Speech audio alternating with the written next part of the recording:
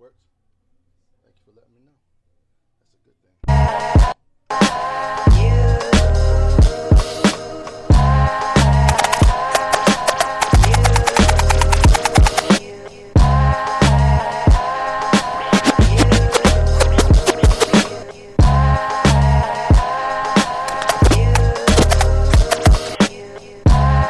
1, 2. Is this mic on?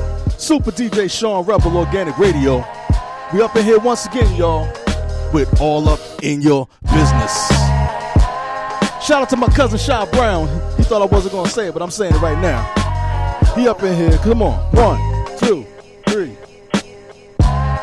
We also got the First Lady of Mix Station Radio, K Latte Life, professional photographer, and the First Lady DJ. Yeah, we live, y'all. Visually, we live, and also vocally, we live. What up, Light?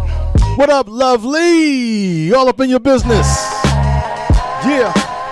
Take your time, take your time. We got some other special guests in the house, too. We're going to introduce them in a little while. You know what I'm talking about? But first up, I am your host, Super DJ Sean Rebel, Mix Station Radio. And my show is called Organic because we do everything from the ground up. If you're an aspiring artist, make sure y'all tap in, you know what I mean? Oh yeah, before I get even further, shout out to my man Grams Uncut from New York, you know what I'm talking about? Yeah. The whole G Unit family, man. Shout out to all of y'all, man. Thanks for chiming in. The number to dial up here is 1-855-493-6499. Mix Station Radio Live. If you are missing the show, it's okay. We're going to send it out to you anyway. That's how we get down. You know what I'm talking about? It's like, We up in here with All Up in Your Business podcast. My show is called Organic Radio Show. I'd like to throw a shout out to everybody that chimed in, you know what I'm saying? If y'all got questions or concerns, make sure y'all hit that number. We got 2 lines up here. 1-855-493-6499. Mix Station Radio. Oh yeah, shout out to my CEO, DJ Black Dynamite, a.k.a. Big Nick Nichols. And shout out to my man VP, Wilbur Nichols, you know what I'm saying? 2 brothers that took over the station, but I'm up here rocking too. Again, if you're just chiming in right now, this is Super DJ Sean Rebel Organic Radio Show, and I got a whole nother podcast taking over my podcast called Up in Your Business Podcast. That consists of Light and Lovely. Hey, if y'all on the visual right now, make sure y'all chime in. Make sure y'all let them know that y'all see them. Show them some love right now. Throw them claps up, them finger snaps, and whatever. Y'all got any donuts today? Hold up. I see cookies in the corner. They got cookies. I'm the cookie monster.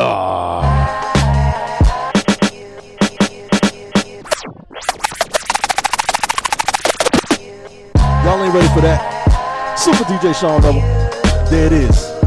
All right, we're going to get into this podcast. Y'all gotta do is give me the name or the finger. Well, don't give me the don't give me the finger, please. That's not appropriate, but it's appropriate for the time being. You know what I'm talking about? All right. For those of you that know what I'm talking about, just let me know when y'all ready. Hi.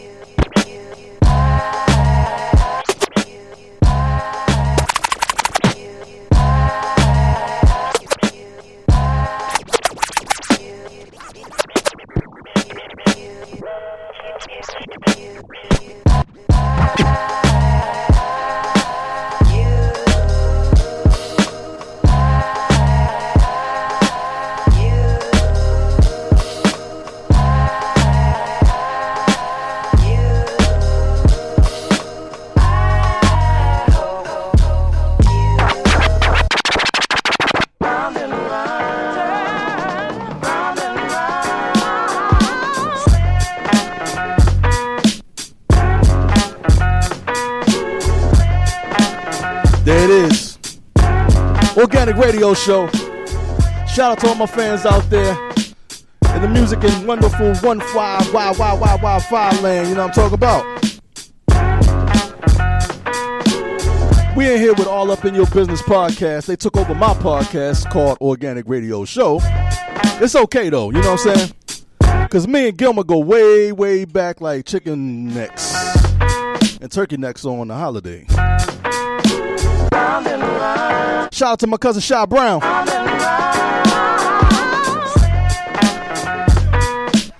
If it wasn't for him, man, you know what I'm saying, we wouldn't even have this podcast right now. So shout out to Shy Brown, man. He don't want to be called Shy Brown, but I'm putting him on the show right now. He the plug right now, you know what I'm saying? I can't tell y'all his real name, but his name is Shy Brown. Come on. We're going to keep going. If you're just tuning in, shout out to y'all.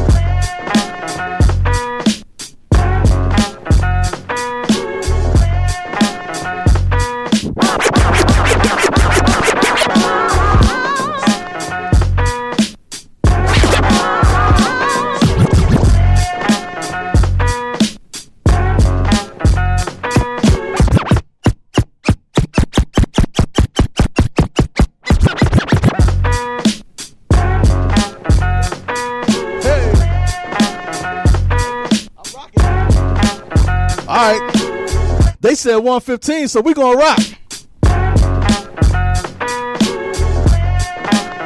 110, y'all, 110.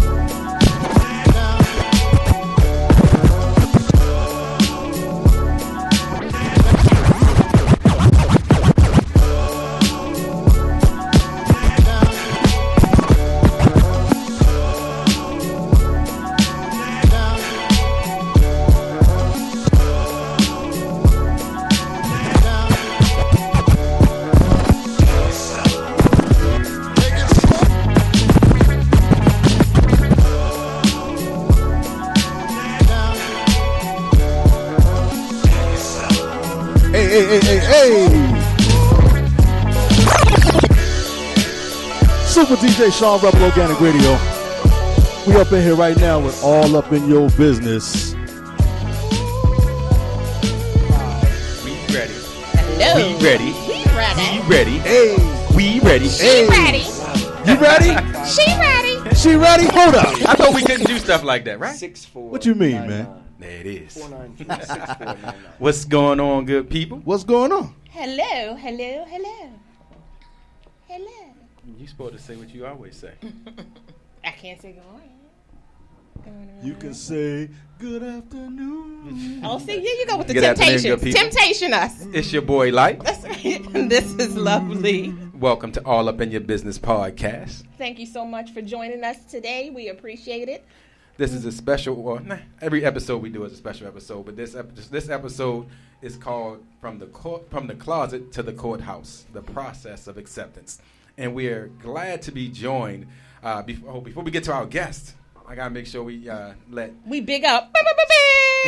There it is. Oh, man. She tried to do it for you, man. Come on. What is she doing over there? Hey, thank you. I'm a super engineer right now. Super DJ. You what? Go ahead, Latte. Super DJ Sean Rebel.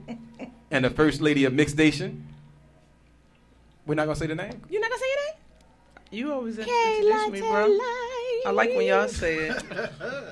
DJ K Latte Life. Up in the building.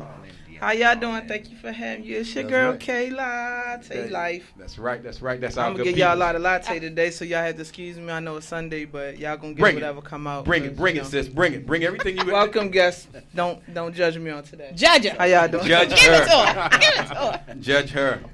She gonna make you feel good. That's It's a good day. It's a good day. That's right. So we're joined here today by two individuals that I met, I believe, 4 years ago. I mess it up every time I say it. 2015. There you go, 2015. But I met 4 years ago, and the story was so compelling. But it wasn't the story; it was the life, and the life that was being lived compelled me. And I said, you know what? I want to sit down and in our quest to continue to discuss mental health, mental well-being. It caused me to reach out to him and say, hey, would you and your husband mind coming on to the show to discuss your relationship, to discuss your life, your journey? And so I would like to introduce you to Philip Santoli. What's going on, family? Who goes by the name of Santoli. Santoli. And Joshua Santoli. Hey. Who goes by Joshua. Just Joshua. This Joshua. There it is. Just Joshua. And so we wanted to welcome them to our podcast. Like I said, this is going to be a good show. And as I said, the title, again, is From the Closet to the Courthouse, The Process of Acceptance. And that's a title that was given to us by Santoli and Josh themselves. This is going to be an interesting show because right now we live in a society and we're living in a world where there are large people groups that exist out here, and regardless of what your religious association, your political association, or your identity association, whatever it is, we live in a world where everybody's kind of grouped in, and one of the things that's missed is we don't get an opportunity to hear from the people who are actually living their lives. Exactly. And we don't realize just how we either stereotype, block, confuse, or even reject people, how that actually impacts the lives of the individuals that you're walking in life and living life with. So today's episode and today's podcast, we're going to delve and dig a little deep into just the two men's lives. But as we dig into their lives, we hope to give you some insight and some perspective on just the people that you do life with. So once again, good people, we thank you for joining the podcast. We're going to take a little break, or we're going to do a little break, just a little mix, let Super DJ Sean Rebel do his thing. We're going to come right back in.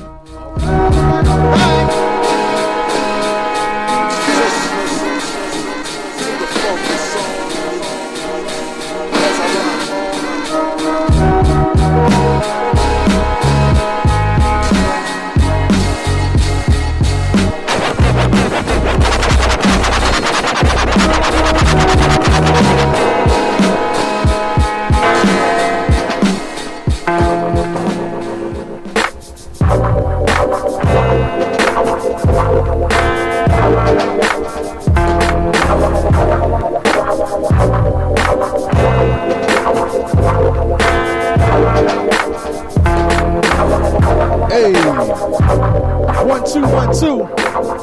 Right now, we like to shout out all of the people out there that throw love to Mix Station Radio and Organic Radio, Super DJ Sean Rebel.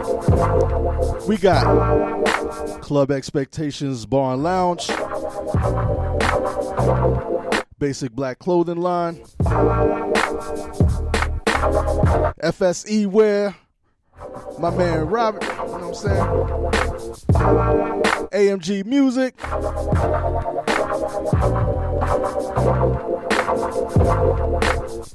Promo God, shout out to Promo God, hashtag Promo God, I see you out there. DTF Radio up in Brooklyn, Violator Radio out in the Bronx,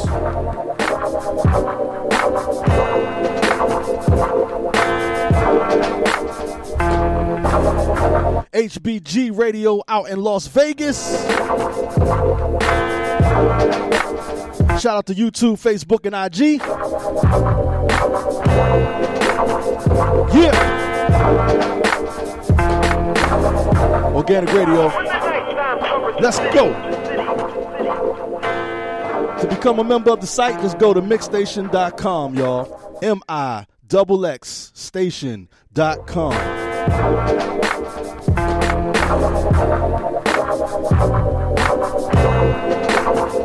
If you're just tuning in, We got All Up in Your Business podcast up in here with Organic Radio Show. They done took over my show, y'all, so don't you fret, though. Don't you fret. I got some more mixes coming out soon, y'all. Get ready. For all upcoming artists, if you're trying to get your stuff heard on the radio show, make sure y'all send y'all stuff to djseanrebel@gmail.com. And the Sean Rebel is spelled SHAWNREBEL. Remember the name, y'all. I do parties, weddings, and bar mitzvahs as well. Let's go.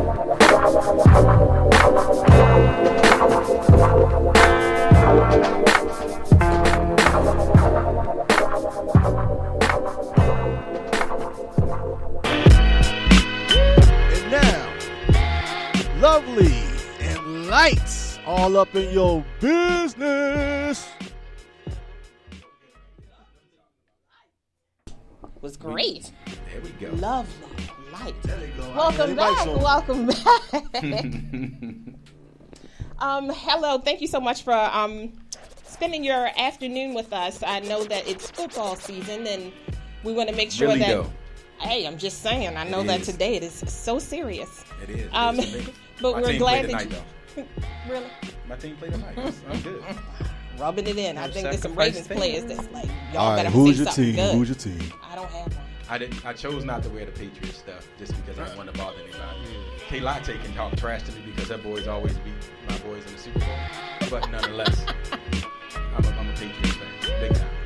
All right, we're going to cut podcast. Give them no airtime. No airtime.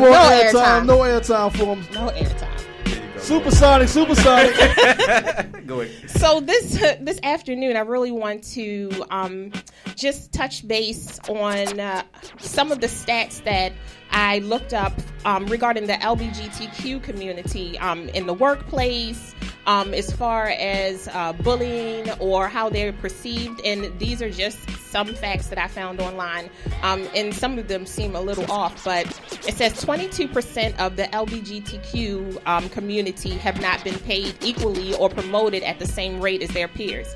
I think that has a lot to do with the minority state, or just really being underserviced. Also, it says almost half, 46% of the LGBTQ workers in the United States are still in the closet at their workplace, due to discrimination or fear that they'll lose their job, or working with people who just don't understand the lifestyle. I think sometimes people have this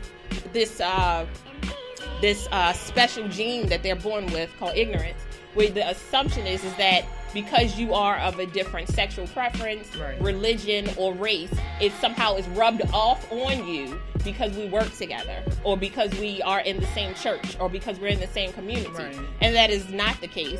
I mean, just, word to the wise. That's not the case. But I also know that we live in a place where if you don't have the correct information, or if you're not listening to receive the correct information, you will never further yourself. Because diversity is the backbone of the United States. It just is. You have all these different people coming together, showing their backgrounds, their cultures, their religions, and it makes you a very diverse and different community. That whole land of the free or home of the brave, it's a lot of scared people and a lot of people who don't feel free at work, at home, at church, and out in their community. So today we just want to thank the Santoli family for coming and speaking with us and feeling free enough to give us their lives and explain that they are human spirits first, and then how they live their life is completely fifth, sixth, or seventh. And their personalities, their characteristics, who they are as people, are what we're going to be introduced today. Amen. All right. Hashtag Santoli family. That was already used once. So we went. Now that we've kind of did our intros, we want to make sure we give you guys a chance to introduce yourselves to our audience and to all of those individuals who are choosing to tune in today. So I'm Santoli, Mexican or Italian background. Grew up in Missouri, the Midwest. Shout out to Midwest. was taken advantage of by another little boy when I was 4 years old, who was 7 years old. I hesitate to say molested because he was a 7-year-old boy. What did he know? But that lasted until I was about 12 years old. And I went through a transition from being a prop to participating. Caused me some guilt, some shame, some self-hate. As I grew up, I attempted to separate myself from the little boy I once was, and was driven to prove my worth through some ambition and some great successes. Those of you personal in my life know. Senior class president of high school, also president of the student body in college, re-elected, so for 2 years. Pledged a historically black fraternity, joined the military, was commissioned infantry officer, and transitioned to military intelligence. Founded a school in Uganda, an elementary school in Uganda, with a buddy of mine that I met on my second deployment of 3. So did some great things, am who I am today, but that wasn't always the case in my mentality as a child, which still, like all of us, is the foundation we all stand on. There you go. Yes. Thank you very much, Santola. Yes, Josh, you have to follow that. Yeah, I was like, dude, I should have talking went about first. structure, you should have went first. Right. Hi, my name is Joshua Santoli. I am 32 years old. My birthday is in less than a month. Born and raised in Baltimore, East Coast, East Side. That's what I'm talking about. East Baltimore. East Baltimore big. That's right. Back and forth. Grew up a very sheltered life as a child, which, really defines who I am. Overprotective parents. My parents went through a divorce when I was a teenager. Everything kind of changed from that point on what my expectations were as I continued to get older. I came out the day I got engaged to everyone in my family. Which is amazing. That's a story right there, boy. Yes. Yeah. We're going to dig into that more. Go ahead, keep So, going. that's a good little opening. Like, That's a okay. tease. That's a tease. That's a tease That's a right there. tease right there. Got you beat down. That's a little bit about me. I'm a student, full-time worker. I'm just trying to do bigger and better things with my life. There you go. Yes. There you go. Yes, thank you so much. I think when we decided that we wanted to do this particular podcast, we wanted to, as Light always says, speak to people in a very human way, interact with people who are regular people like us, who get up every day, try to be the best people that they can be, people who want to make the world a better place, or at least the people that they touch, and people who are going to be honest and even to a fault, because I think that you being honest and pushing the boundaries or limits sometimes allows a person who you don't even know that's listening to you to feel accepted or to have a feeling, period. Because even if we can touch one person, good, bad, right, or wrong, it means that they're going to think about it later on. And that can change your life, and you just never know what you're going to drop into the pool, and what waves are going to stretch there. But I wanted to talk to K Latte. So, Miss K Latte Life, with this topic, how are you? What are you thinking? Do you have any, opening thoughts? Yes. I was just blown away by his accolades, of course. I was like, ooh, okay. You've done it all. I'm glad that I'm going to say you're at a place where you don't feel like you have to prove anything to anybody. You love who you love. I have a lot of young family members now who are now chosen that lifestyle and, fear being shunned, or, people have said that it doesn't bother them, but in their action they show that, they have an opinion where I'm just going to love them the same, and that's all I can do. What I don't understand, I ask questions about. I never understand this society that feel like they have to do things to someone or, treat you bad. I'm like, because you don't understand, this is not for me to understand. Right. Exactly. And it doesn't really affect my life any differently, But, so my oldest daughter, she's going to school, medical school, and she's like, I want to get my PhD, and I want to help people in different walks of life that maybe can't have children. So she's going to be a midwife. Like, she's doing all this stuff. She's already like a lobbyist. She's opened so many little, you live in those small towns they really don't understand the LGBT community, period. So she's done a lot of things to open up doors for people to be able, teens that, there was so many teens that were like crying, committing suicide, that really had a place to go talk. I'm trying to think of the name of it. I feel so bad because I don't, but she's gotten awards and everything already before she even graduated high school for just really kind of giving people a place to come and have that conversation. So I thank you for all that you do. I'm sure we're going to hear more. And that's all I really have to say is go for it. Do you? I don't understand what the, all the hate is about, but I don't understand what the hate is about as far as, a lot of stuff. Yeah. But you know what, K-Latte, she did the perfect intro. Perfect segue because on our podcast we've started different segments, and one of our segments is called The Light Side. And so this week's The Light Side, sometimes I'll read a poem, sometimes I'll look for a different quote. This week's The Light Side is a quote that has to do just with what you're talking about and how people kind of come to their opinions and feel a certain way. So we're going to start off with this week's The Light Side. I should take my glasses off. I don't think I can see anymore. I was going to say. I'm going to keep You're mine just so on, cool though. up in here. I I'm know. like, okay. I'm going to keep My mine 43-year-old eyes be like, is that an A? I think you blind anyway. I am. There we go. That's an I with an A. So here we go. Anyone who answers without listening is foolish and confused. What's being lost? What are we losing by not listening? In my life, I read a lot. I read about sports. I read about politics, both Republican and Democratic, as well as independent. I read religious articles. I read spiritual and Christian articles. I read the scripture. I read tweets, posts, and just about anything I can read so I can have a better understanding of who others are and how I can better relate to them. Pause. Stephen Covey has a quote, and he says, "Most people do not listen with the intent to understand. They listen with the intent to reply." Or judge. We live in a world where we only want to hear what people have to say so we can object or reply with our view or set of own vacillating or differing beliefs. And a lot of people don't think that their beliefs change, but yes, your beliefs do change. Absolutely. We believe what we believe supports our view, which means we'll believe a lie or we'll believe someone else's lie if we feel like it stands up to our political, religious, and even personal standpoint. We don't look for or want truth because truth often comes in a way that contradicts our belief. When you see actual love being lived out in different individuals who don't live the lifestyle you live, that contradicts your set of beliefs because you don't understand how that can exist. Next quote. Communication is the only way to bridge the broken connection between hearts. If the mental wave lift doesn't connect, the gap will never be filled.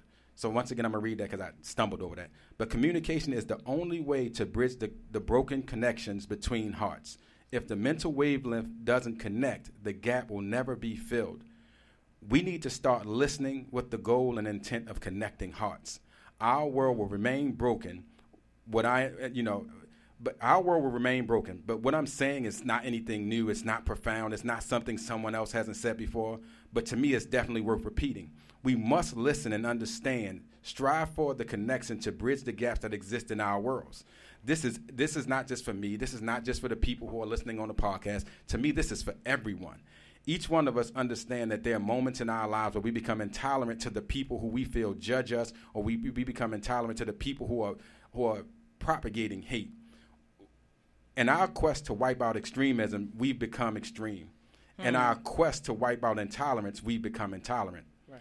I once had a mentor who told me, when I started studying scripture, he says, "Will, we all start out being Pharisees until life hits you.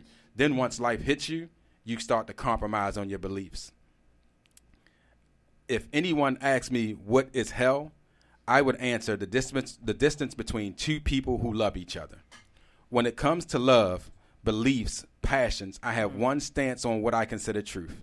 A principle of truth is good for all people at all times and in any area. If what you believe, love, stand for, or act on is good or would be good, it should be good for everyone at all times and in all places. But remember, that same principle applies to those whose lifestyles are not like the ones that you're living. The question you must answer is, how is keeping people who love each other separated helping your life or theirs? my ears are open. I'm listening because I really want someone to explain to me when you see someone truly, honestly living a love-filled life, how that's impacting you, how that's changing your children, or how that's changing your worldview. So this podcast, we're going to continue to dig into this because I believe the light side of this is that too many of us aren't realizing that what we're trying to stop in someone else's love is oftentimes a reflection of the hate that we have going on inside of us. Right. That's the light side for this week, good people. All right. That was fabulous. He was up. That's the poet of Twitter That's finger. the poet Twitter of the finger. team Twitter right there, finger. you know. Twitter finger. Trying to get an autograph. He always hit us with some signs, but I just love the way your delivery is. Humans make me sick sometimes. And then what you were saying was leading right into that. Like you say, when you don't know, ask a question. It's hard to talk to people, but what too many people do is they don't ask a question. We form a judgment. I'm like, Yeah. so if they connect, are we on the mic? We live? Oh, my bad. I thought you was over there mixing. I didn't know what happened either. So we didn't go to break yet. Oh, we ain't go to break. My apologies, good It was people. like a breakdown Yeah, we bridge, thought right? we stopped at that moment, so I got it. Humans make me sick. That's That's gonna the be- quote. Hello? That's That's okay. going. But well, you know what? So that's true. They do make me sick, and like I said, it makes me sick along the lines of how we kind of judge people and critique Right. people for being who they are and living their lives. And I don't think we oftentimes look in the mirror to realize. Like I say, you know, the love you give or the hate you give, I think is a quote or a movie or something like that. There's a lot of hate that a lot of individuals give, and it affects people. And as we're talking about mental health and mental well-being, when you look at this, to me, some of the best people I meet in life, regardless of what their beliefs are, their practices are, you see the pure essence of love emanating from them and coming from them. Right. That's not something that when I see certain people who try to lock down, segregate, discriminate, Right. you can tell it's not coming from a place of love. And regardless of what scripture they quote, regardless of what politics they believe, you know it's hate because it's intended to cause harm and separate or suppress individuals. And they could change it all they want. But I'll say it 1,000 times. The reason that I actually do believe in scripture is simple and plain. It makes everybody equal. And people could, if you want to at me or if you want to send me a question on Instagram or something like that, please do. At Supersonic. Supersonic. Supersonic. What? Woo! we was going too She far. said supersonic. Hey, don't y'all put no at supersonic, all right? That's not Nah, that's not the But no. address. So I'll pull back. I had to pull him back. I'll pull back because I was ready to go. This is I'm not. just letting y'all know. He like pulled that zip out. Somebody You know I was what's ready. happening. I was ready to go because sometimes Too people, late. like I say, hate is Oh there. yeah, they You want to went argue their point to you. Yeah. I know what you're saying. I also So wanted to really, say- what we're here. I'm sorry. Go ahead, Santoli. Please. No, you go. I just also wanted to say, based on the summary of your light moment, was The light side. The light side was too often people argue, and for the intent to say I'm right and you're wrong. Yes, Yeah, Because they think it's about winning and losing, that's right. and it's not. that's It's all we're about taught. love or hate, just like you said. Mm-hmm. That's what separates us. Yep. That's Absolutely. and Santola and I had this conversation. Remember, it was a few weeks back. We had this conversation where we were talking, and I told him when it was after 45 made the comments about Baltimore City, and people were trying to say, well, he was right and he was this. And the thought was, I said, it wasn't a matter of him being right. I said, is what he's saying true about our city? Is what he's saying that is something that's going to actually edify? And I ain't talking about the right principle, but is it going to edify and lift up our city? And is what you're pointing out just meant to do harm? And what he said was meant to do harm. And so when all of those people who agreed and was like, but he's right though. But that's right about every city.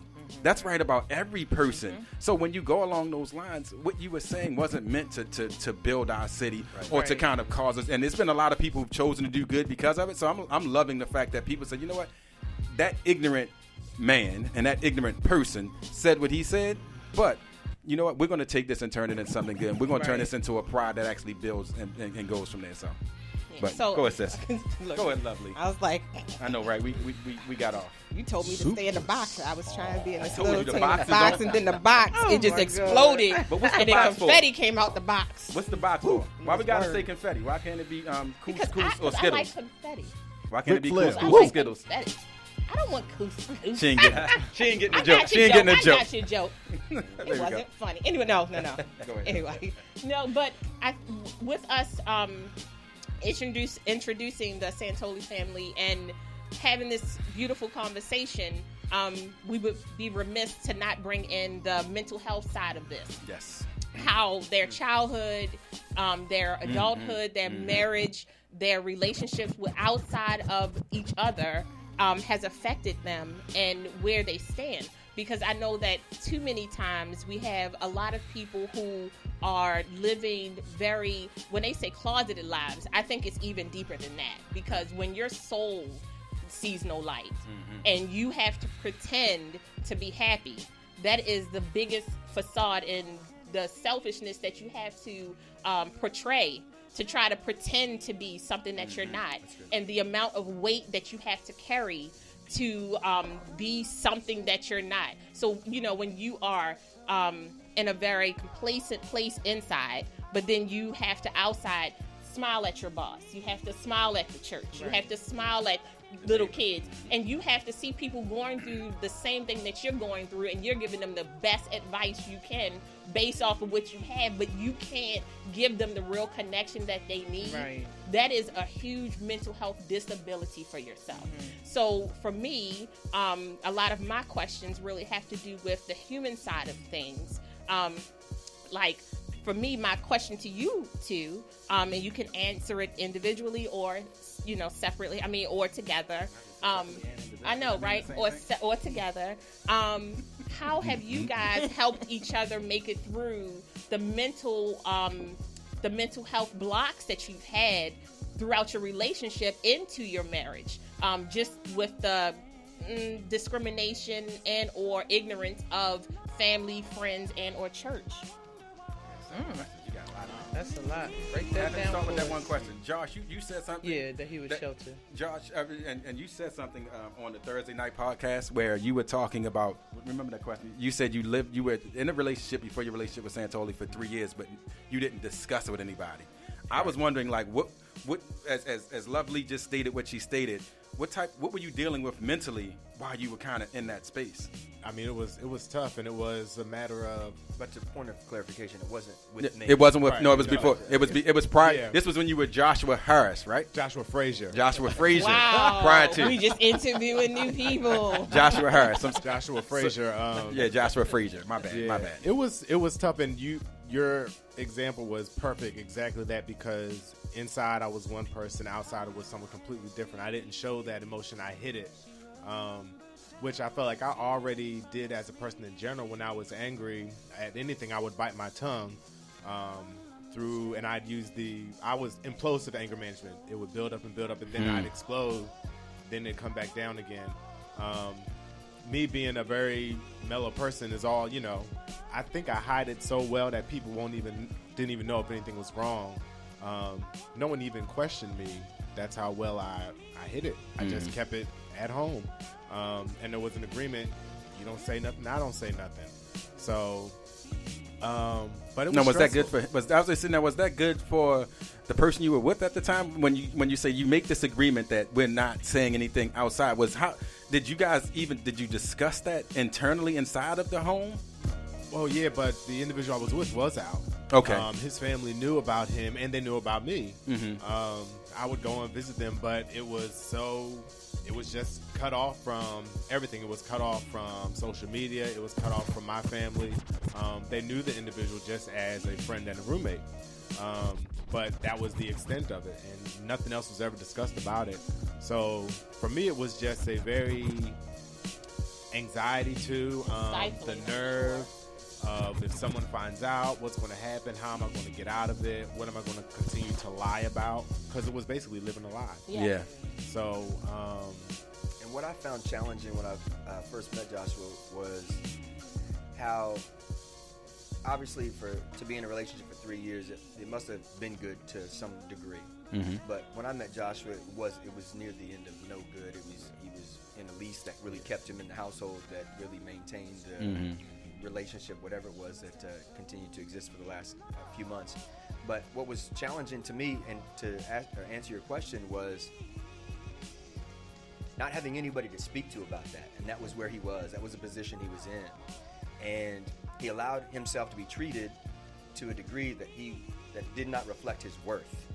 And so to answer your question, meeting Joshua and getting to know him. Literally, we spoke on social media for a couple of months before we finally met in person. Obviously, I was in Colorado at the time, and you were here in the DMV area. But when I arrived and really got to know this guy a little bit better, and truly the beauty inside you, baby, it was something that I wanted to pour into and shower with love and treat you the way that you deserve to be treated, as an example of what you should never ever accept less than. And that may be challenging, on a day-to-day. Now we're going on 5-6 years, but sincerely, to answer your question directly, is that we show each other what it is that others may not be providing to us. Okay, good stuff. Yes. So, yes. So I think with that said, and I want to make sure that we are being inclusive. That's every relationship, and I think that every person who walks the earth wants to be treated with respect and kindness and understanding and loyalty. So that is not a gay thing. That is not a black thing. That is not a Mexican thing. That is not a, you know what I mean? It's not a woman. It's everybody deserves to be treated with respect. And I think, as Light said, you need to open your ears and listen when people are talking. And then you need to take a moment and download that into your psyche and then respond, because it will come out so much different. Right. If you take time to really think about it versus just shouting your anger or your hate towards someone. Right. Santoli, you talked a little bit about your relationship that, once you met Josh and kind of what you were bringing to showering on him. But on Thursday when we were doing the podcast, you mentioned that you didn't come out fully to your family until 2011, and you spent a lot of years in the military. Talk to us a little bit about what it was like to live through the don't ask, don't tell era, and how that policy and those practices, what type of impact did that have on you mentally? How did you process it? Because there's going to be someone who listens to this, and maybe someone who's in the military, and even though that's somewhat been lifted, or they've said it's been lifted, it's still they say, because it's still you see what's currently going. Yes, you see what's currently going on right now, and how people are still. It's still a political hot button when people talk about that. So big. So, like I said, we went off into other things, but those umbrellas, branches. But what I would like to know is, how did it impact you while you were living in the military during that time, when that law was out and you couldn't freely be or couldn't fully express who you were? No differently than when I realized who I was. Literally, no differently. And what do you mean? I was a young boy who had these feelings and these challenges throughout my teenage years when I became of age, and even into my 20s when I was commissioned in the military, the Army. The don't ask, don't tell policy did not change the way I was in my general life, because, as was being said before, I was denying who I was. It wasn't a lie per se. It probably was to some degree. I'm sure I was asked direct questions or about this or that that I directly lied about, but I was in denial of who I was. So I have to imagine that being in the military under the don't ask, don't tell was just the same for any other gay or lesbian, transgender, especially now. That what they endured before SCOTUS, made legal, gay marriages and legitimized who we were as individuals, who we were as people, who we were internally, and the love that we didn't, think was wrong to just display or share with one another. So I have to say it didn't change. However, because that was the normal. Yeah. I knew it before I entered the service, so it didn't change. However, once it was lifted, there was a change. And some folks who you may have suspected in the service who were comfortable with themselves, who were gay, they lived themselves a little more truly to themselves. You started to see military folks that you looked up to. You look up to anybody senior to you, usually senior to you in rank, and you started seeing them bring their significant others or their spouses to certain functions. Changing of a command is a big deal. It's when one commander is leaving and another commander comes in. And for your gay or lesbian new commander to come and bring their husband or their wife to this function, you had to reconsider some of the military traditions of those type of ceremonies, because there are some traditions that came into place. So it was liberating, and it was. So talk about. I want y'all to do that. You too, Josh. Talk. What was that joy like when SCOTUS, did the Supreme Court did make that decision on, like, legalizing marriage, and what type of joy, what type of emotions were you feeling at that time?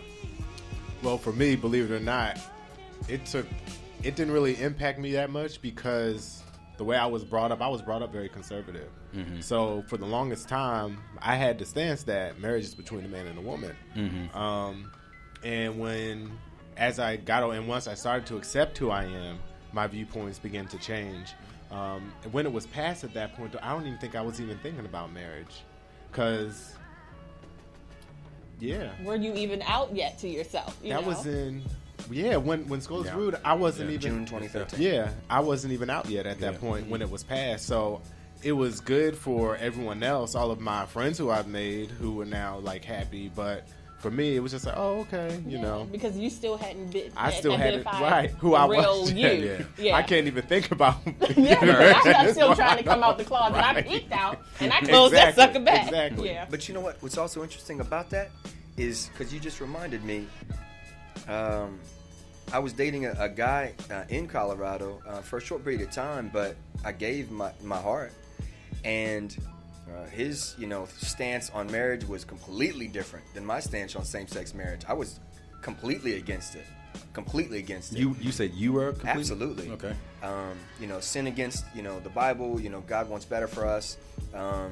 And that's, I kind of wrestle with that, even still today to some small degree, but especially then, it wasn't anything I wrestled with. I knew where I stood. Mm-hmm. Marriage between a man and a man ain't happening. So, therefore, from the closet to the courthouse, a process of acceptance of ourselves, of each other, and of others is truly what captures, I think, this conversation. So you know what? Super DJ. Yes, that's a great We're going to take a little break right here. All right, break it off. And then we're going to come back with all you good people so we can get back all up in your business. All up in your business, y'all.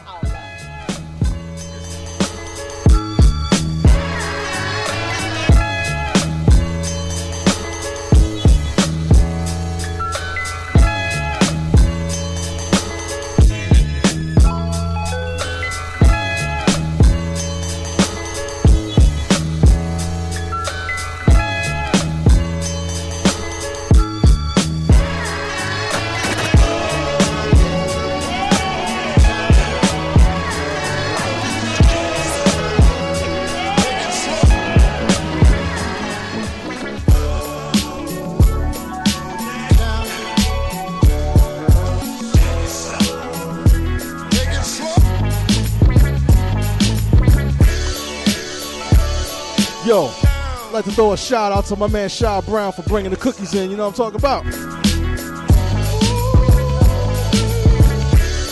Butter Crunch is at my desk. Butter Crunch, y'all. He offered me some chocolate chip. I said, nah.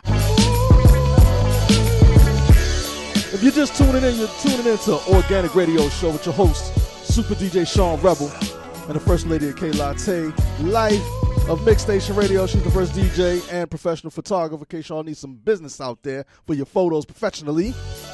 And she has a show coming up as well. Latte Life. The podcast is real, y'all.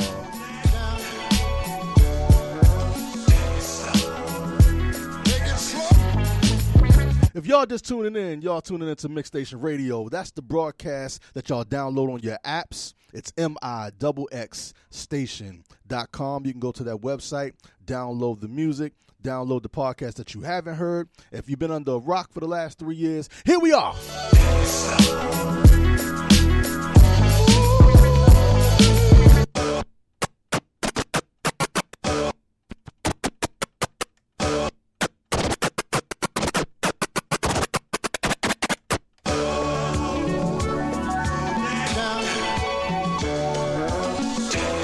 For all my artists out there that's trying to get their songs heard on the radio while we doing these podcasts, make sure y'all hit me up, DJSeanRebel@gmail.com. I'm not ignoring y'all that sent y'all stuff already. This show has already been pre-recorded as far as what we was going to do on the show. So this show has the instrumentals rocking right now that we got. Shout out to all my mans, Knife Wonder on the beat. This is Little Brother's instrumentals right now, just so y'all know. We getting it in. But the next show I do, we're definitely going to throw y'all shouts out there and put y'all songs out there in the mix. All right.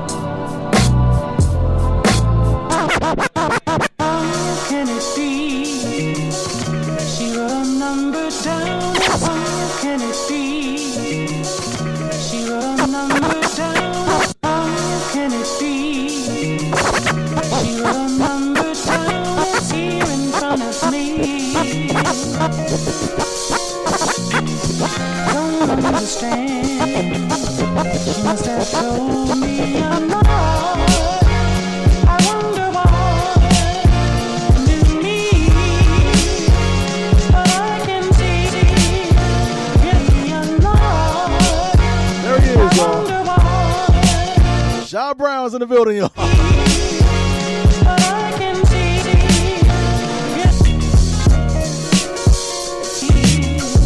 This is Mix Station Radio. Shout out to everybody that's here listening, checking us out. We'd like to appreciate everybody calling in and checking in. If you don't have a clue, this is Organic Radio Show with your host, Super DJ Sean Rebel, and the First Lady of Mix Station Radio, DJ K Latte Life. She's also a professional photographer, so make sure y'all get with her for your calendar, your photos, your videos, etc. Oh yeah, speaking of which, don't want to super shadow, but shout out to Cannon Boy Films, man. You know what I'm saying? They've been in the building since day one, yo. They out there working hard, man, getting the videos and films up, man. Shout out to Cannon Boy Films.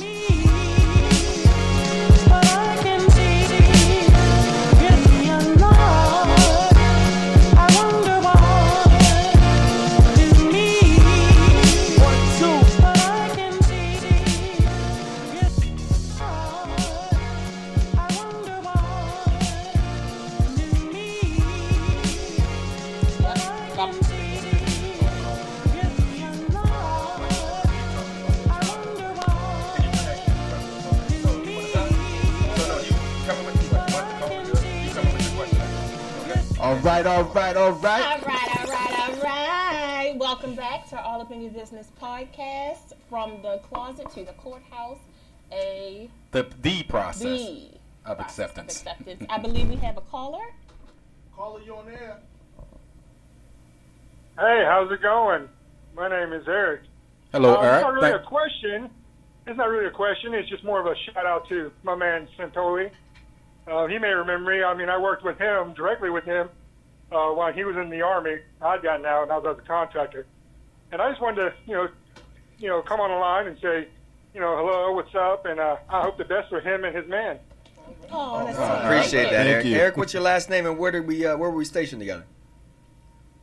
Smithers, and you were with two 244. Or, Yeah. I was working with James, the SIAT team. And so we were deployed together. Yeah, well, I think you were there before I got there. I came there as a Ganbury? contractor. Yep. Outstanding, brother. Good to hear your voice. Well, first it started out in Torkham, and then we yeah, went to Ganbury. Torkham Gate. That's Afghanistan, everybody. That's what's up. For those of you who've never been.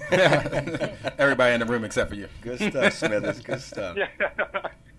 Appreciate the man, encouragement, I just wanted brother. to wish you the best, bro. Thank you so much. Eric, bless you, bro. Thank you for calling in. No problem, man. You guys take care. You All too. right, bless. have a good. That was so sweet, so sweet. Well, I So- haven't spoken to him since 2011. That's what's up. Good See? stuff. No, Good stuff. 2012. 2012. Good stuff. 2012. Good stuff. So- K Latte. Oh, Lord, I'm sorry. Go ahead, Latte has a Kayla. question. I'm glad we were talking about the military. My son just came back from Afghanistan at the beginning of the year, and I just was so happy for him to touch U.S. soil again, but it's not about me right now. I wanted to ask, with you being in the military, how was it with, I always think about being just fearful of living your life, and I know people, I'm going to talk about y'all, man, can be that testosterone and that, military is like kind of like that different brain, if I'm speaking out of turn, but Different I'm brain. just Different saying brain. Like you said, a They- different brain. Keep on. they Keep can on. be very hard, and like this is how it is, and that's it. To almost want to, beat you to be however they think that you need to be. So, were you like fearful of physical harm and things like that? Because my oldest two went, and I was just always worried about if somebody didn't like you. Things can happen, and people come missing, whether they want to admit it or not. That things happen that we don't even hear about. So, Sure. I was just wondering, how was that Experience. being? Yeah. Sure. Old school military, that I'm sure that was something that you ought to have been fearful about. Even while I was in, there'd be a rites of passage that we carried on because it happened to us in the military. But no, to answer your question, I was never fearful. Again, I was in denial of what it was. But it was sometime near the end of my career where I began to, those who were in my life, in my day-to-day, in 2011, I started living my life with those who were in it, in an intimate way, friendship, neighbors type of way. But military unit, they didn't know. They didn't need to know. Okay. That was my So personal life. because they didn't know, you didn't have to. Exactly. So on Thursday, we met for our private podcast, and we had a very interesting conversation. It was eye-opening, and we learned a lot of lessons, and we were left with some questions. A lot of questions. Really, the questions weren't like the gasp moments. It was just life moments. Yep.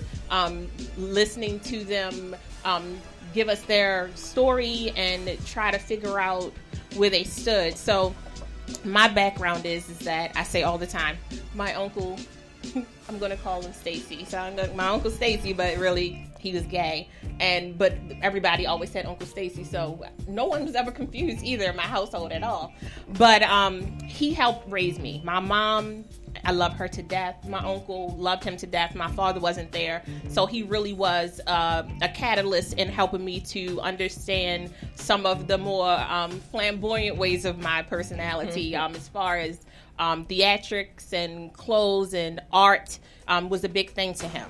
And in watching his life, going through, so I was born in 76, but I've been with him since I can remember. And watching him go through the 80s and 90s, being a gay man and trying to live his most authentic self, but never even having the wildest dreams of being able to be married or living as openly as you see now, being in a partnership that was healthy, because he was in a lot of unhealthy partnerships, because if you are a person who has to hide, people who prey on people who hide show up. And he was also just a very open soul. So he really, the friendships that he retained were sometimes very toxic people. So I know that him growing up, he was a child who was molested when he was younger. And he told us a lot of stories of being beat or chased just because of who he was, or having to fight his way out of just leaving the store because he was the sissy, or he was gay, or he was a faggot. All the things that people would call him instead of just calling him Vernon. Or, you know, on top of that, he was also a black man in the 60s and 70s and 80s, you know. So he had so many of those, as we said, Josh, those double negatives that was just playing a part of his life. However, it never slowed his spirit down. It never took away from his smiles, his beauty. He could cook like there was no other. You would have swore there was some old grandma in the kitchen when he came there. But he loved you unconditionally, no matter who you were or what you were going through. So I know on Thursday, Santoli touched on, I know you don't want to call it molestation. However, that's what it was. And you were stating that we had the conversation on what effect did it have on you towards others, and how did you turn that into a positive experience. And I think we are asking that because there may be people who listen who are still in the closet, or who still have guilt about what may have happened to them. And somehow you can connect with one of them and let them know that you do come out on the other side, and you can still feel as whole as you can, and you can embrace who you are, and even sometimes the brokenness of that young child, and you can raise him up to be, or her up to be, proud of where they've come so far. So I think that's the question we have. Like, can you give us your examples of how you lived your life to be able to be where you are now, and very flat foot in who you are as a person? How did I live my life? So I grew up ashamed. I grew up feeling less than, and because of that, because I knew my own worth, or at least I thought I did, and I was confused why nobody else saw it. Instead, they saw, this, little boy who was raised by women, who was wrestling on the inside with something that caused him maybe not to, fully embrace who he was, and therefore act it out. That caused me today to just treat people, to see through their facades. I attempt to see through their facades. I attempt to see through the ugliness, or their bad moods, or whatever it is that's holding them down. And I try to do what I think most people don't do, and that is to look past that and to find the good. Because it's easy to look at each other every day and find something that isn't good. Find something that's ugly. Find something that makes us feel, well, at least I'm not that. Mm-hmm. And so I look for something that, I look for commonalities, and because all of us have so much more of those than our differences. That's right. If only more people recognize them, or put the energy and effort into recognizing. Put the energy and effort into recognizing, and that's really the key. Because I don't want folks to feel like I felt. I don't want folks to be treated the way that I was treated, and then begin to treat myself. Mm-hmm. Mm-hmm. So how do you propose from a peer-to-peer standpoint when, and this is for both, not just you, Santo, this for you as well, Josh. If you're looking back on your life and replaying your life, Josh, you posted a new picture yesterday with your arms extended, and then I told my comment to you was, it looks like freedom. I mean, it's a beautiful picture, and it just looks like freedom. Love it. And so, love it. Thank you. Love them too. I wasn't looking for anybody to ride that wave, lovely. But when you're in those dark moments, as you start to turn the corner, and as you start to come to this place of, you know what, you start loving yourself for who you are, because I know there's a process to disliking yourself, or disliking, or being in denial, or whatever else is going on there, and then you start to say, okay, I'm good with this. But there's a difference between accepting and surviving, and then saying, you know what, accepting and thriving. So as you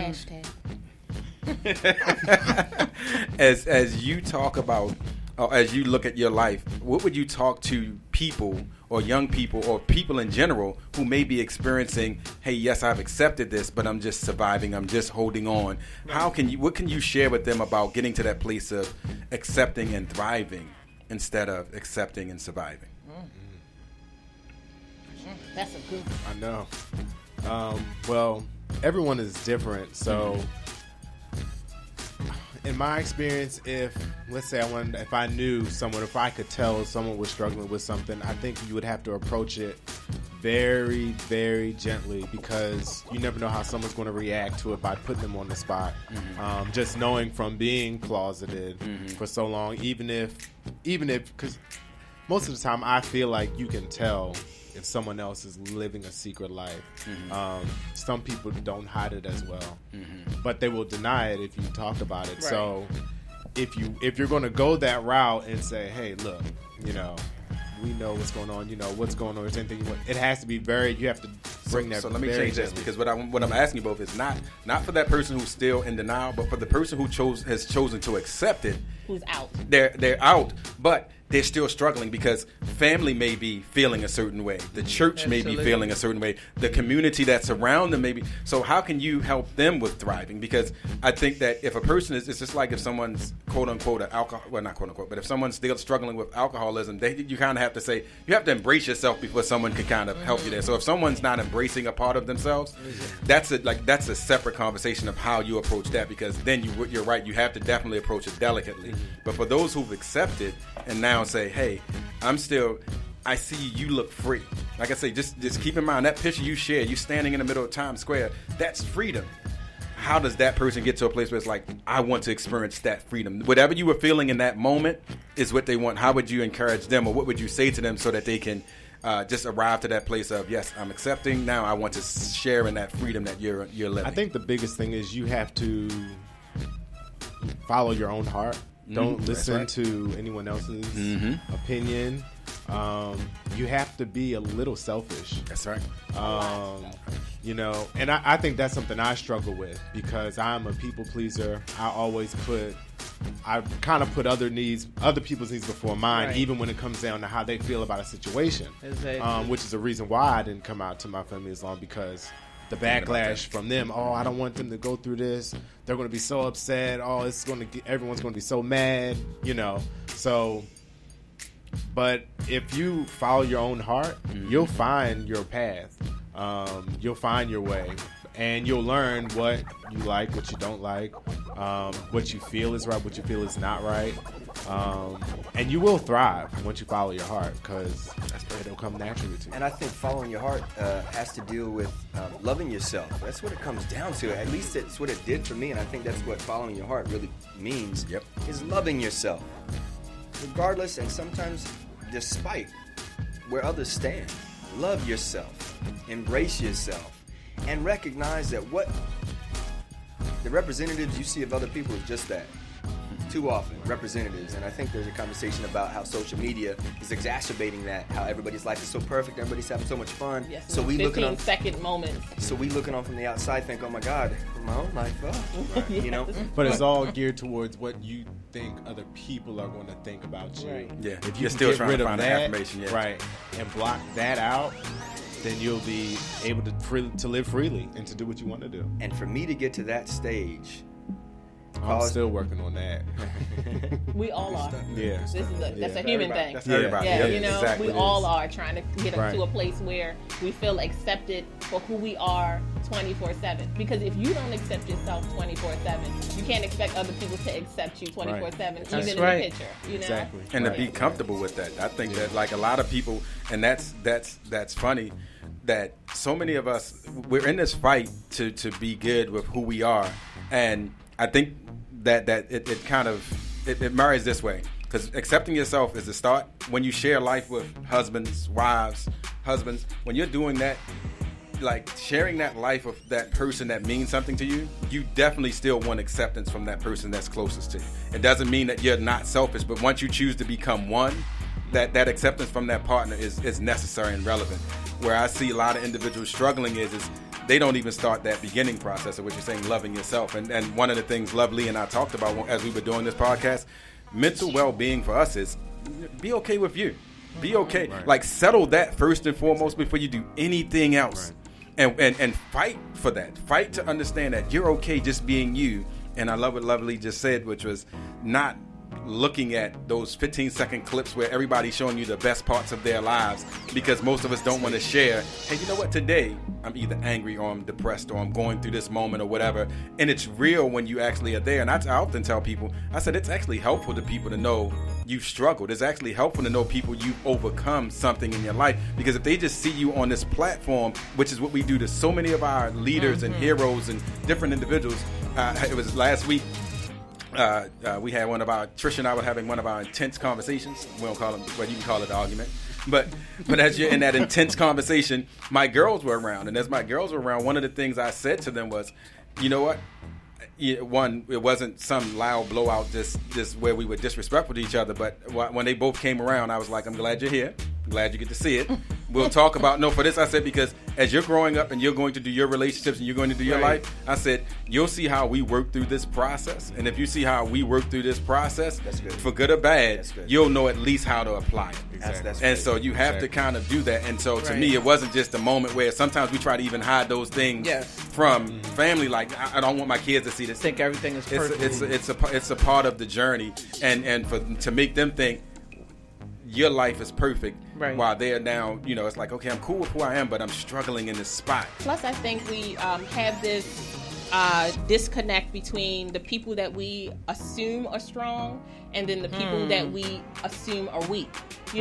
So we were having a conversation on Thursday about how when you're looking at yourself and you are, when you're at that moment where it's like do or die for you on a very spiritual level, and you are trying to find or embrace somebody else who may be stronger than you, and you lay your burdens down on them, but they're having their weak moment, but they're trying to smile through their weak moment to be strong for you. And it's kind of like, it's a domino effect, and you keep hitting that same chip over and over again, instead of sometimes taking a moment back, and before you throw up on someone else, you say, hey, how are you feeling? What's going on with you? Because the most unselfish thing you can do is hold on to your emotions for a little bit and ask the person that you're ready to dump on, what's going on in your life, and see where they are. Because they may be falling apart, but they are so afraid to let you down that they hold on to that. And I think that it is our responsibility as friends and lovers and as a community to say, hey, how are you feeling? What's going on with you? You listen to what they have to say, and then you say, hey, I'm struggling too. Can we walk through this together? That's right. And not too many people feel that way, because everybody's in such this rush. You're rushing to get to work. When you get to work, you're rushing to get home. When you get home, you're rushing to go to bed. There's no time to really, process what's happening. And I think with this particular podcast for me, it has allowed me to have time to ask questions to others and really reflect on what your answers are, and to also have you ask us questions and reflect on what my answers are, because it then makes us more connected as humans, and it makes everybody on, like I said, it puts us all on the same even playing field. It no longer is a man married to a man, or a woman married to a man, or a woman married to a woman. It's just people who are married who have the same issues day in and day out. And may I say, while all of us are going through a transition or the evolution of accepting themselves in a number of different areas, that is a complicated person, but also to a number of different levels, that is acceptance. When you do that, something that was motivating to me was a strong part of it in the process of loving myself was my faith, finding my faith. After being a self-declared atheist for about 8 or 9 years, I came to Christ. And one of the scriptures, Revelations 12:11, says, they overcame the evil one by the blood of the Lamb and the word of their testimony. And that speaks to what you were just saying regarding once you've gotten to a certain level regarding a particular complicated aspect of who you are, share your testimony with others. Because I believe that it sheds light on the fact that it's possible to get through whatever you're going through right now, who is listening to me saying that I've gotten through it. It's possible to get through it, and I think it provides some encouragement and really gives credit where credit is due. Christ Jesus. Absolutely. So we want to give Super DJ, Sean Rebel. That's me. a chance to do his dues. I don't know what I'm doing, but I'm going to do something. all right. Yeah, we'll be right back with All Up in Your Business podcast. Good stuff, y'all. Organic Radio Show.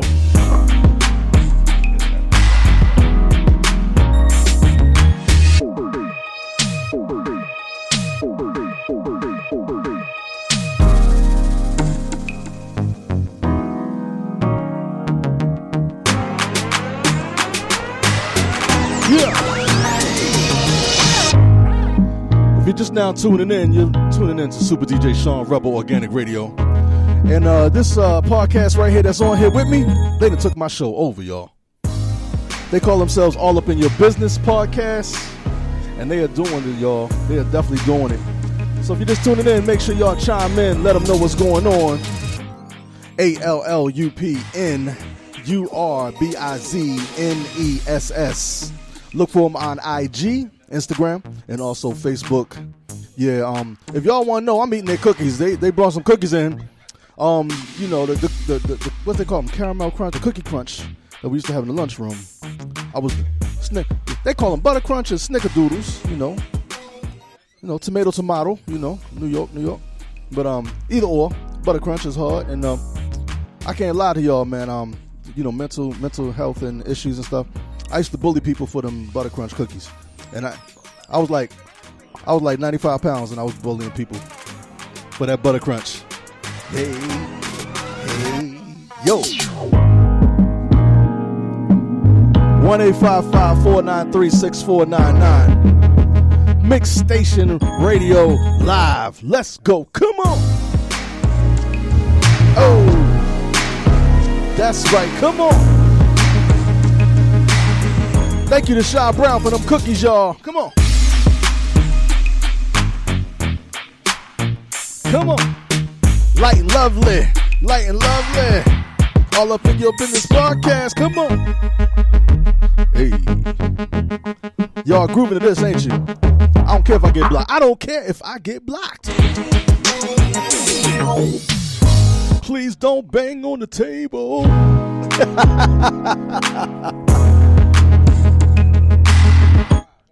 What?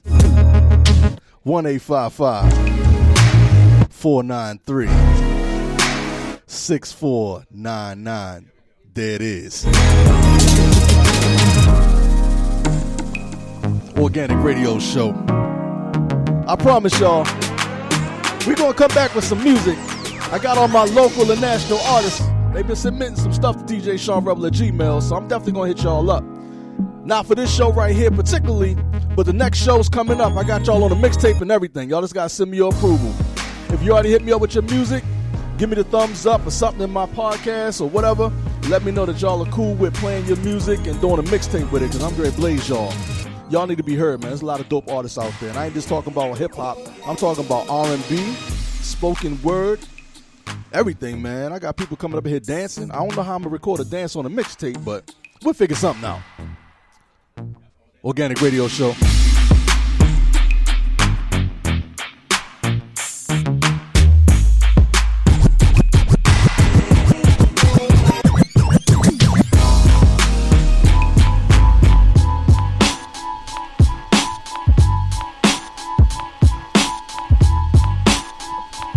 This for my hip-hop heads right here.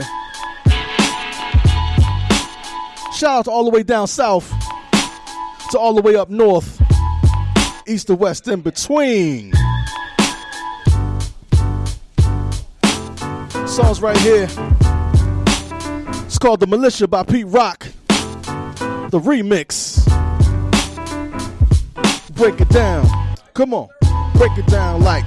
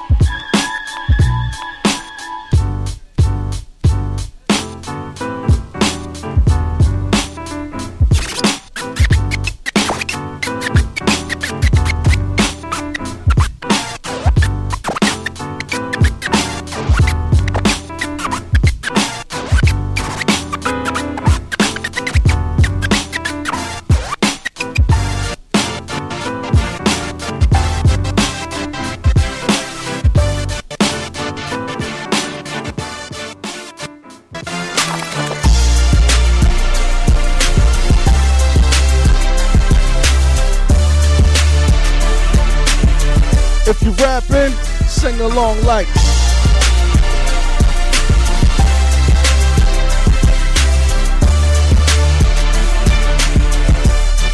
Oh, come on. Yeah.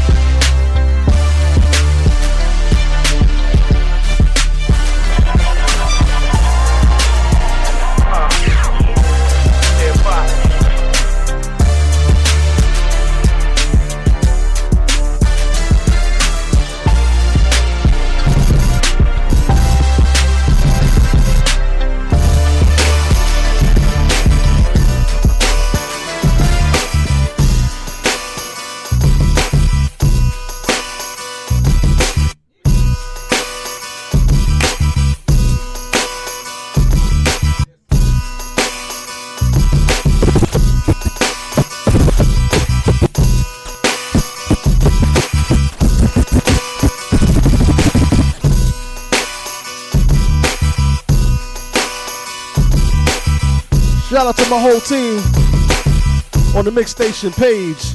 If you haven't joined yet, y'all make sure y'all jump on the Mix Station radio group, Organic Radio Show, Organic Radio Group. We got some groups out there on FB, y'all. The Instagram, y'all can hit me up. You know what I'm talking about? Oh, they come over here all up in your business start trying to steal my butter crunch. I'm gonna see you after the show, brother.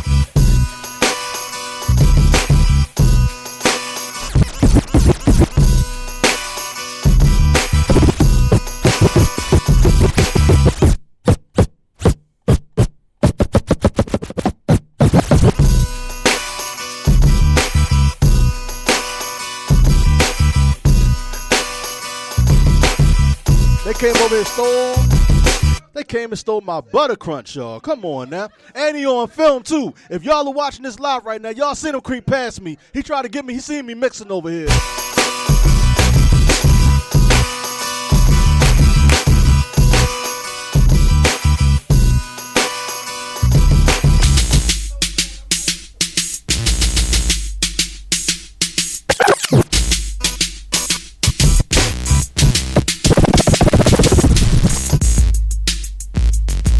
Hey, all right, we gonna watch Will walk back to his seat eating my butter crunch cookies.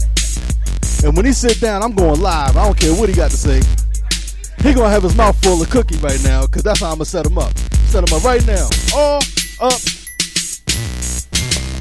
in your business. We ready. That's how it goes down. I just finished it. I'm good. There it is. Oh, we got a caller. Y'all go ahead and talk amongst yourselves. I'm gonna answer this call. I'm now secretary, no longer engineer DJ. Okay, I won't go too far. But She needs DJ K Latte actually had a good topic. Good question. When we are speaking about loving yourself and understanding your differences in the world, and how the youth plays a large part in that.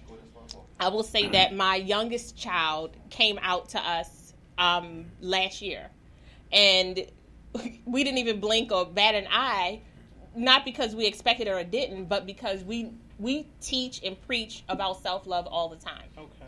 And we are really huge on making sure that you don't feel different about who you are, because you're going to get rode the same way. My older two still ride her the same way as if she had a boyfriend. Means nothing. Okay. This is a relationship. Great. You're going to take it, and it's going to be what it is. But we talk about self-love because we're trying to make sure that they grow up to be healthy people. Mm-hmm. I think we have a caller.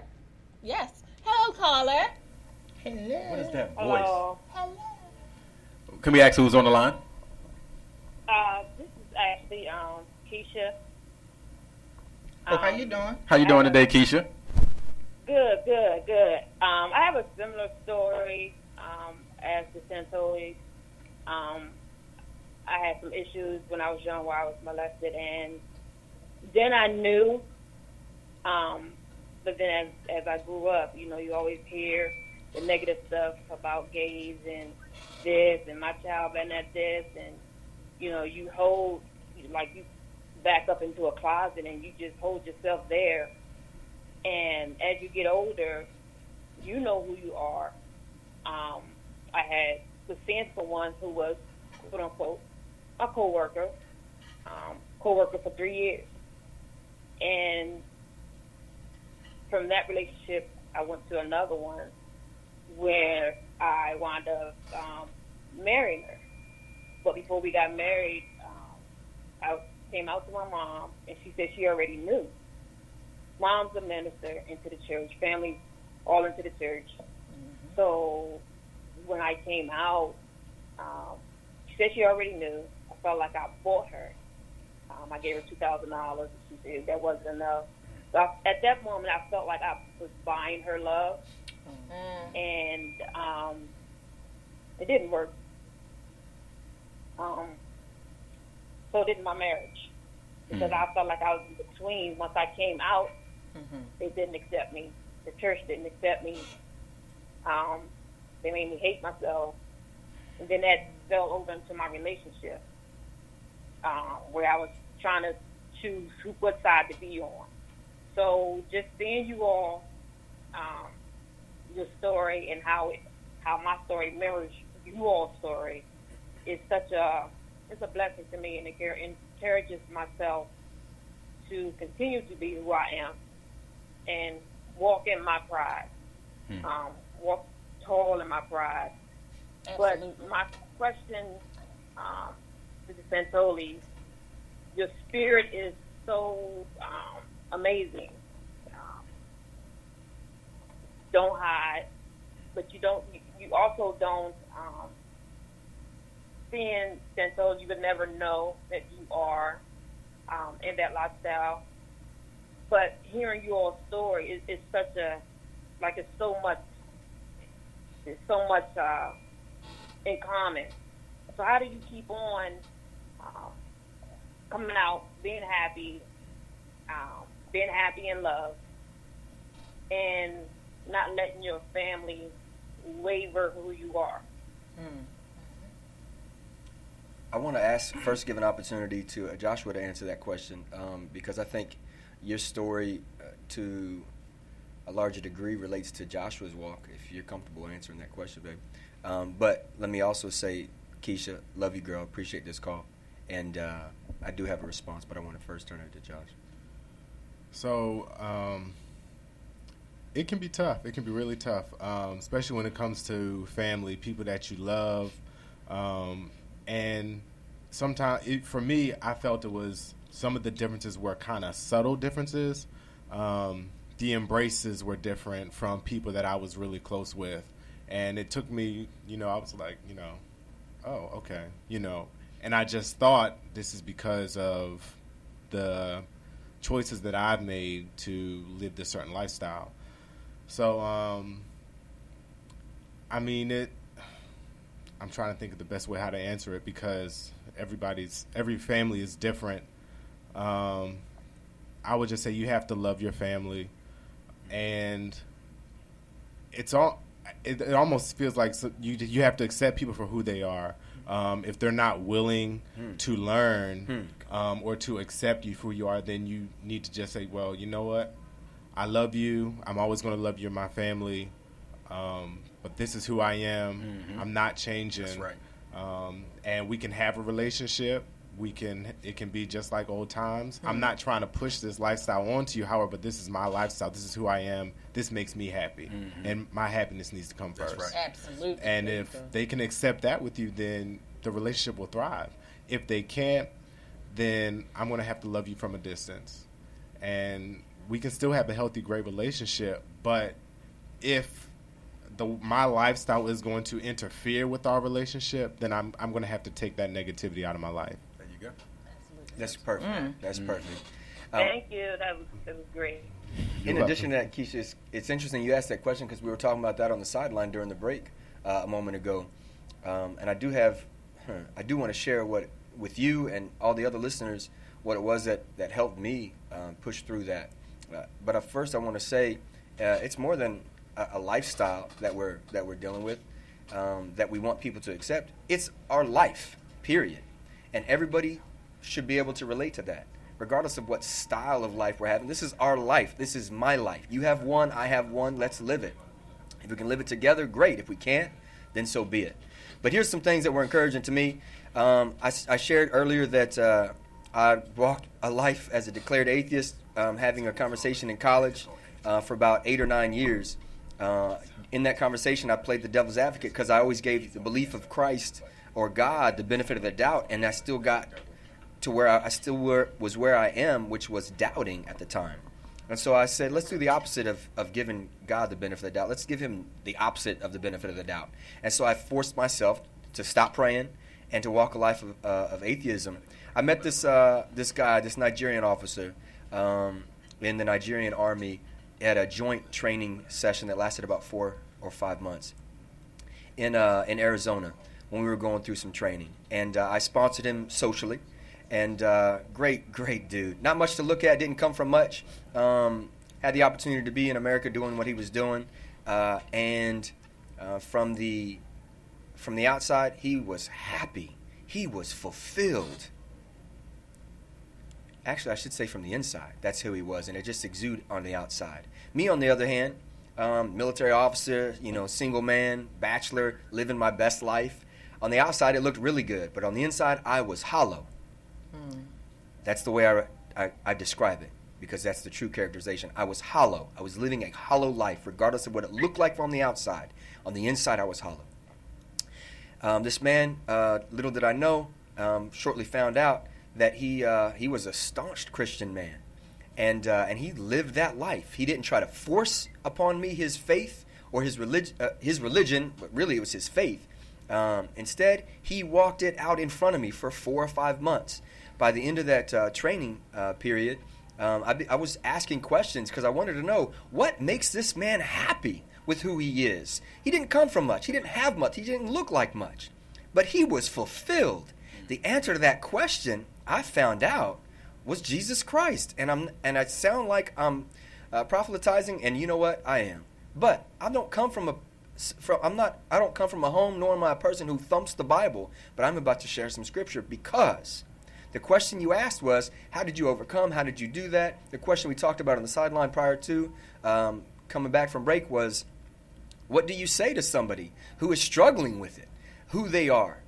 And the answer for me in particular was finding out why this guy was who he was, and why he had this thing that I wanted and money couldn't buy. Pretending and lying or denying couldn't buy.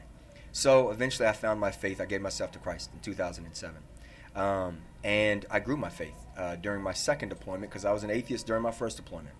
And it continues to grow today. It ebbs and flows, I think, like everybody's walk of life. But here's a couple of scriptures that really encouraged me, Keisha. And that is Jeremiah 29:11, a common one for some folk. For I know the plans I have for you, declares the Lord. Plans to prosper you and not to harm you. Plans to give you a hope and a future. These were words that I cling to. These were things that, this was a belief that I wanted to hold on to. Another scripture, I won't read it in much detail, was Ezekiel 37, 1 through 14. It talks about the valley of dry bones. And quite frankly, this is the only chapter in Ezekiel I've ever read. So I really don't know the context. Maybe somebody else can provide it.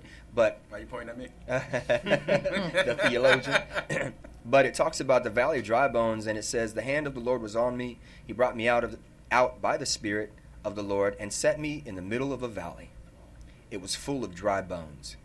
He led me back and forth among them, and I saw a great many bones on the floor of the valley, bones that were very dry. And he asked me, Son of man, can these bones live? And that's a question I'm asking you, Keisha. If you are living in a valley of dry bones, and if you yourself are, in fact, the dry bones, can you live? Can those dry bones live? And I encourage you to read the rest of that chapter, Ezekiel 37, for the answer. At least the answer that I found personal to me. Good stuff. All right. Great. Keisha, we thank you for calling in. Thank you very much. Thank you. All right, listeners. I'm used to being the only preacher on the show, but not no more. That's what's up. I like that. All right. We wanted to, K-Latte, you had a question that we want you to ask to Joshua and Santoli, and the role that and I know Love Lee talked about it a little bit, but Yeah. I wanted to hear your perspective, your perspective, what's causing you to ask the question, and to hear Joshua and Santoli kind of respond to that. And let me lead her in, only because we kind of got cut off with what we were speaking of. So children who are either in children, period, who feel that they are different for whatever, who are hiding or in a space where they haven't learned to love themselves because they're being told by others that they are unworthy because they don't believe the same thing that the world wants to believe, per se. Either with your church or how your family wants to raise you. And you have these kids who are coming out to their friends and their close community of social media friends, which a lot of the times those people aren't your friends. That's not your thing. But and how they deal with that, the ramifications of that, like how do they find self-love? So that's what K Latte really had the question about. She always just says everything without me saying it, but I basically wanted to ask you guys about from the parent point of view, and also for those children, not even small kids, but you may be a dependent child still living at home, whether a college student, whatever, you're at that age. It's kind of like, how do you deal with the family accepting or saying they're accepting, but really they're treating you indifferent, and you just can't be your true self, as you guys are saying. Just be yourself, love yourself, but where do you pull from when you feel like you can't go talk to anybody, you're not really feeling loved, and their love may be kind of superficial? Like, I know people that are, they're like, okay, you're out, but, you're going to just be this way because you're in my house. And, I think you kind of can understand some of that. If you could just kind of break down. I know they're not going to call and ask, but they're watching and listening. And people ask me, and I'm like, I don't really know. So I'm sorry, I guess that's a two-part question. You, from the child point of view, how would you advise someone living at home, kind of living out or not, and being told how to feel about themselves and how to live? And I guess you, as the parent, from the parent point of view, how do we help those children? I can answer that one.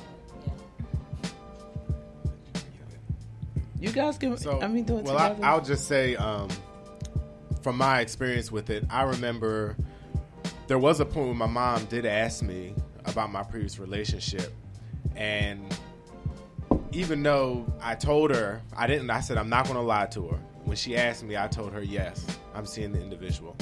And her initial response to me was, well, I hope you figure it out because there's such a stigma around it. And then she said, and if your father finds out, he's going to blame me, and it's going to be my fault, and this and this and this and this. And I was like, it's no one's fault. This isn't anyone's fault, And I just kind of said, I'm still trying to figure it out. And the conversation ended. And I remember after that conversation, it was as if it didn't happen and it didn't exist. It was like out of sight, out of mind. And there were times when she was still trying to introduce me to women and to say, oh, talk to this person. And inside I'm like, didn't we have this conversation already?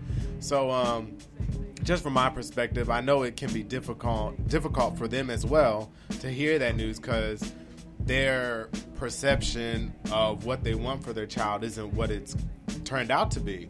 And, they've raised you, and they have this idea of what you're going to grow up to be, and you're going to marry a nice girl or a nice guy, you're going to have a whole bunch of kids, and everything's going to be happy. This is the way it's planned. And for you to come out and drop this bomb that, what did I do wrong? They internalize it on themselves. So just some advice I can say to that would be to be as honest as possible when talking to them or trying to be open, and approach it delicately, because, it can be difficult to have that conversation. I didn't have that conversation, so I really wouldn't have the advice to know, because, well, one, for me, I didn't know in middle school if I was gay or straight. I didn't know. So that wasn't an issue for me. It wasn't something that I had to deal with. That's why I wanted you to answer it, since you actually had that conversation as a younger child. Whereas me, I didn't initiate anything. It was kind of forced. I had to force it out of myself, even when I was a grown man, to say, hey, this is what's happening. So I'm not sure what advice to give a young child on how to have that conversation with the parent. May I instead give advice to children who may not be same-sex oriented, to just say, be kind. I know that sounds cliche, but straight up, be kind. Be kind to each other. I'm saying that to a kid who really wouldn't understand. As I said, it starts with parents. I was going to say, because the question more so would be directed at parents than the kids. And I think all of that starts to evolve with how, and we've touched on this over the podcast that we do separately from Organic Radio, but even during this show, one of the things that people are having trouble with in these situations is people who don't know who they are themselves are having trouble accepting someone who's bringing a lifestyle or something new to them. And while, and Lovely, you said this the other night where you said, you were talking about me and my man Shy Brown over there. But you were saying how there's not a lot of people who just are real comfortable being themselves. So accepting others when you're good with being yourself, you can do that. But there are a lot of people who struggle with their own identity. So if you're a parent and you're raised still struggling with your identity, and your child chooses a lifestyle or a path, and it may not even be a sexual lifestyle, but even if it's a job, sometimes it may be even a partner or a religion that they choose, you see this backlash of rejection towards that individual. So I think that's a conversation. While there's no one clear, easy answer, as I'm listening to you and as we talk, we're talking about from a human perspective. The great thing would be is if people can treat people kind. But since that doesn't happen, for those who are struggling with if you're struggling with not just the acceptance that others have for your identity, I would encourage you to go online. I know we Google all kinds of things and we look up things. Try to find a safe community where you could speak and where you could talk. There's so many different platforms that exist today. Instead of always, and you can find them because whether it's on Facebook or Instagram, you can literally type anything in. I asked a silly question of yesterday. Just so you can actually put something in. You know how when you eat asparagus, it makes your urine smell funny? And so Trisha was saying, well, it doesn't make mine. So I said, Google, why doesn't my wife urine smell funny when she eats asparagus? An answer came up and Siri read it to me. So if I can find an answer for something as silly as that, if you're looking for someone to actually help you, or if you're looking for someone to connect with, please, whether you Google it, whether you YouTube it, whatever, there's platforms and things of that nature. And Lovely and I are in the process of trying to make sure we're working because we know All Up in Your Business podcast is one thing, but we're looking to find some places where we can start opening up some centers and start having some group meetings and some peer-to-peer meetings in person with different individuals. So we're working on that, but until that time comes, I would encourage you to find that group of people who are going through those experiences, who can help you, hold you properly, check into it. Don't as Lovely was talking about her uncle, don't feel abandoned and hurt and then jump into some relationship. What I'm telling you and encouraging you to do is not about a relationship, but about a group of individuals who can help you along your journey is what you should be looking for. And that leads us into the lovely moments. So my lovely moment today really is a message to those who don't understand or refuse to understand. So when you are trying to figure out who you are as a person, it is of the most urgent matter to be given the space to just be. I think a lot of the times we have this idea of what we think a perfect world looks like. And a perfect world looks like what it is right now. It is at each moment in your life, you should always feel like you have the opportunity to be your best self.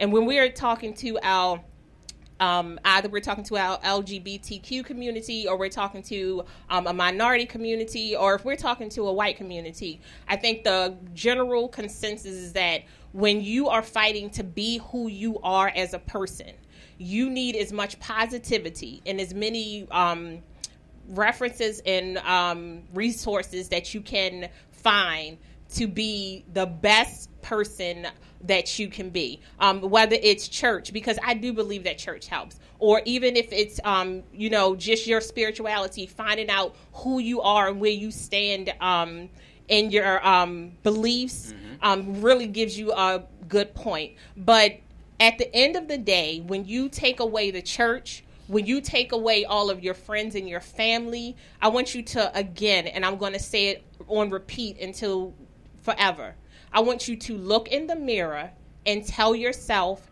how kind you are. And if you're not kind, figure it out.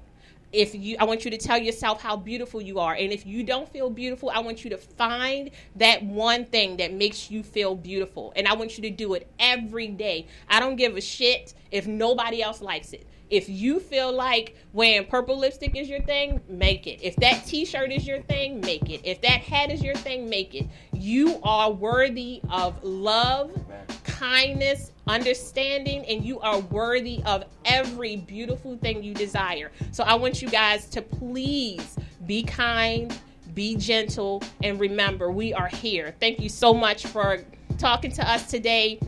If you would like to reach us, you can reach us on all platforms at All Up in Your Business Podcast. You have Light and Lovely here to listen and respond, and we thank the Santolis, and we thank Super DJ Rebel, and we thank so much K Latte. She brings so much to the table. Thank you so much, First guys. Lady of Mixstation Radio. Peace out.